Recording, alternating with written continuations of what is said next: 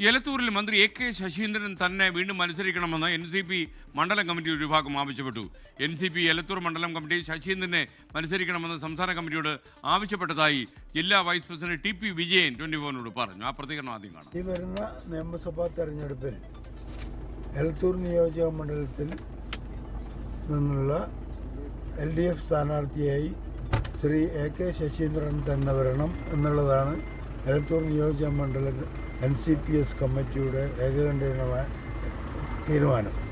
ആ തീരുമാനം ഞങ്ങൾ യഥാസമയം അഖിലേന്ത്യാ സംസ്ഥാന കമ്മിറ്റികൾക്ക് വിവരം ധരിപ്പിച്ചിട്ടുള്ളതാണ്. കോഴിക്കോട് നിന്ന് അജി കുഞ്ഞുമോൻ തത്സമയം ചേരുന്നു. അജി, എ കെ ശശീന്ദ്രൻ മത്സരിക്കരുത് എന്ന് പറയുന്ന വിഭാഗവും സജീവമാണോ?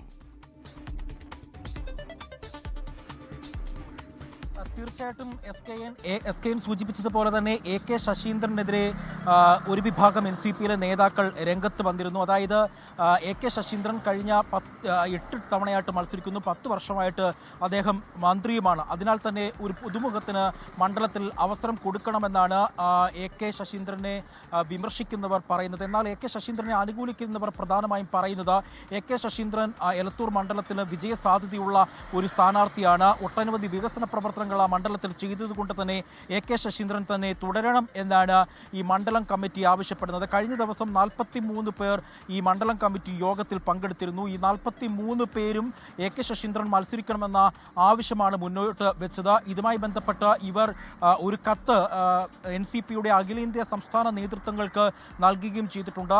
ശശീന്ദ്രൻ അല്ലാതെ മറ്റൊരു സ്ഥാനാർത്ഥിയെ എലത്തൂരിൽ പരിഗണിക്കരുത് എന്നാണ് പ്രധാനമായും പറഞ്ഞത്. അങ്ങനെ പരിഗണിച്ചാൽ അത് വിജയസാധ്യത കുറവായിരിക്കും. പക്ഷേ ശശീന്ദ്രനാണ് മത്സരിക്കുന്നതെങ്കിൽ വലിയ തരത്തിലുള്ള വിജയസാധ്യത മണ്ഡലത്തിലുണ്ട്. അത് മാത്രമല്ല കഴിഞ്ഞ 8 ടേമായിട്ട് അദ്ദേഹം മത്സരിക്കുന്നുണ്ട്. അതുകൊണ്ട് തന്നെ മണ്ഡലത്തിലെ എല്ലാ ജനങ്ങളുമായിട്ടും വളരെ ആത്മബന്ധമുള്ള ആളാണ് എ കെ ശശീന്ദ്രൻ. അതുകൊണ്ട് തന്നെയാണ് ശശീന്ദ്രൻ മത്സരിക്കണമെന്ന ആവശ്യം ഇവർ മുന്നോട്ട് വെക്കുന്നത്. ഏതായാലും നാളെ ഈ സംസ്ഥാന നേതൃത്വത്തിൻ്റെ, അതായത് NCP സംസ്ഥാന നേതൃത്വം ഈ തെരഞ്ഞെടുപ്പുമായി ബന്ധപ്പെട്ട ഒരു യോഗം തിരുവനന്തപുരത്ത് ചേരുന്നുണ്ട്.